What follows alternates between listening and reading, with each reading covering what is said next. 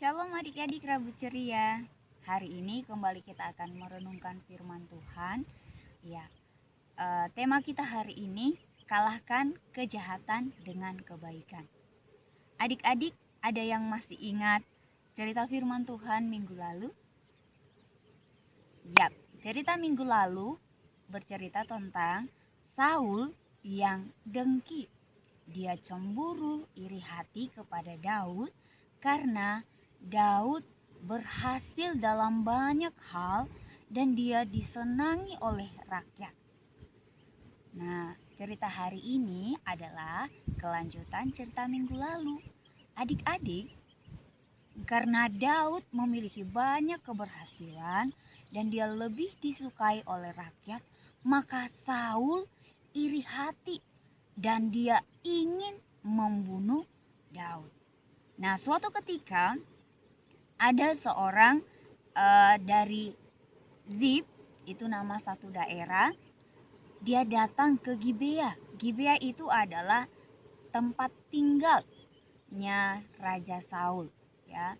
Nah, ada orang dari Zib datang ke Gibea dan dia kasih tahu kepada Raja Saul, dia katakan begini, Raja Saul, Daud itu ada di Zib.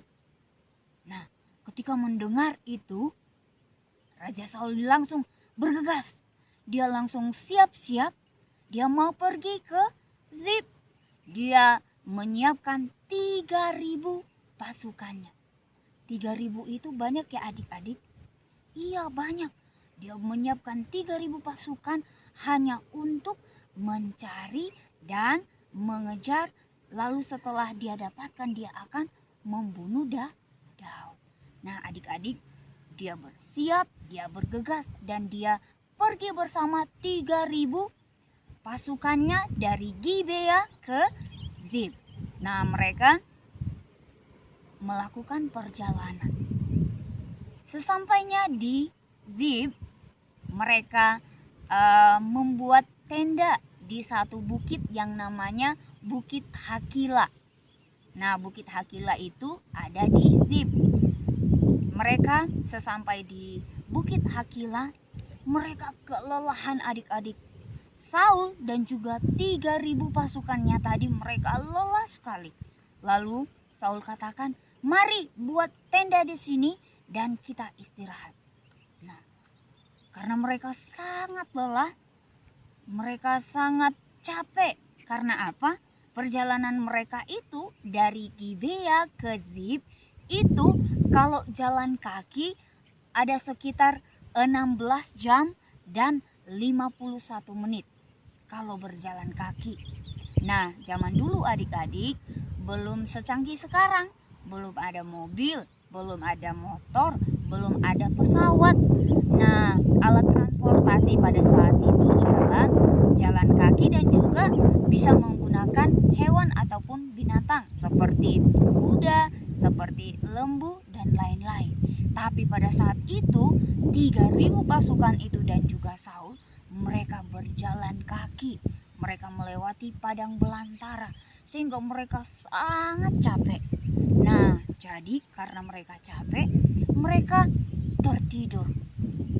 Mereka tertidur adik-adik. Mereka sampai di Hakila, di Bukit Hakila mereka tertidur.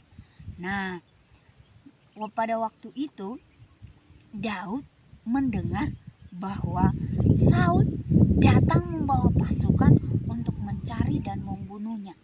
Nah, pada malam hari ketika Saul dan juga semua pasukannya yang 3.000 tadi sedang tertidur lelap, Daud mengajak temannya Abisai.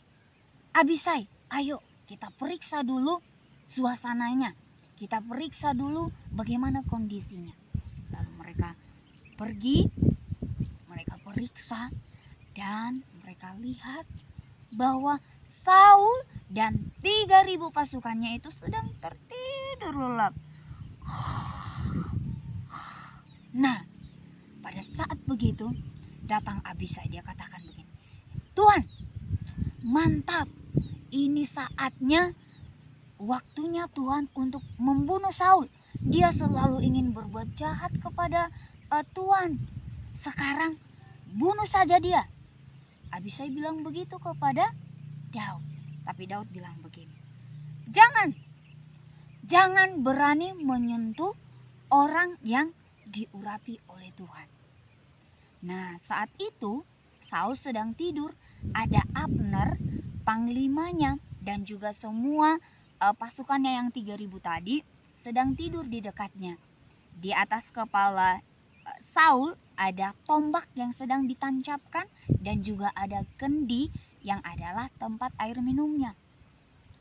Daud bilang begini, sekarang ambil tombak dan juga kendi yang ada di dekat Raja Saul.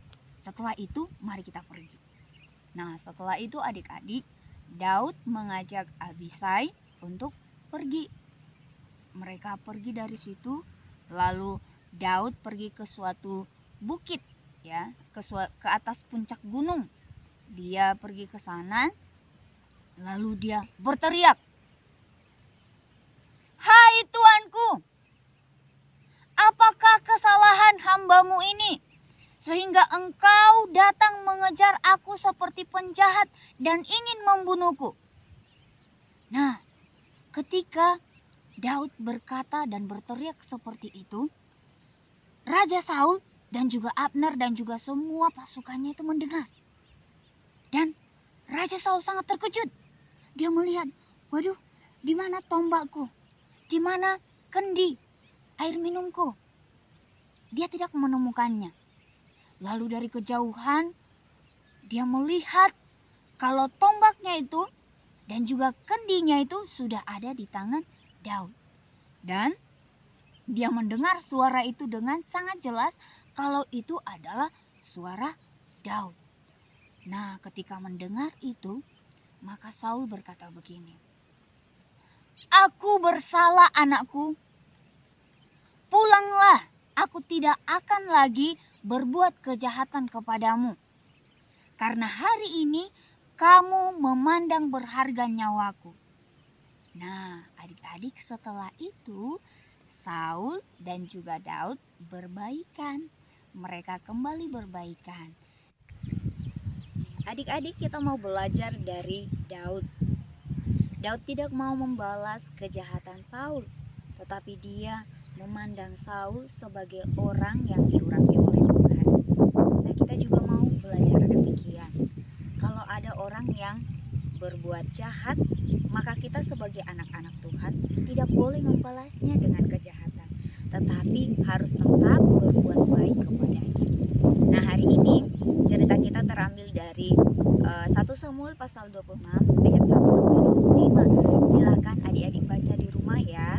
Dan ayat hafalan hari ini terambil dari Roma pasal 12 ayat 21. Jangan kamu kalah dengan kejahatan, tetapi kalahkanlah kejahatan dengan kebaikan. Tuhan memberkati.